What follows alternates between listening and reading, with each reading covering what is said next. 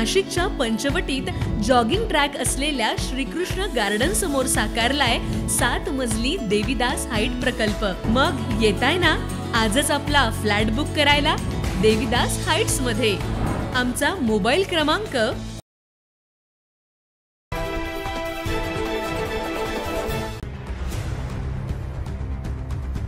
नाशिक शहर आणि परिसराला पाणी पुरवठा करणाऱ्या गंगापूर धरण क्षेत्रात पावसाची संततधार सुरू आहे। दरवर्षीच्या तुलनेत यंदा 1 महिना आधीच धरण तब्बल 65% भरलंय।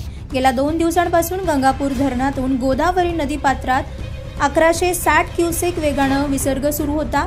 आज दुपारी 12 वाजता या विसर्गात वाढ करत आणखी 2320 क्युसेक वेगानं पाणी सोडण्यात आलंय। त्यामुळे गोदावरी नदीची पातळी झपाट्यानं वाढली आहे। या वाढलेल्या पातळीमुळे गोदा घाटावरील लहान मंदिर पाण्याखाली गेली आहेत। विशेष म्हणजे पूरस्थितीचं प्रतीक मानल्या जाणाऱ्या दुतोंड्या मारुतीच्या छातीला पाणी लागल्याचं दृश्य पाहायला मिळतंय।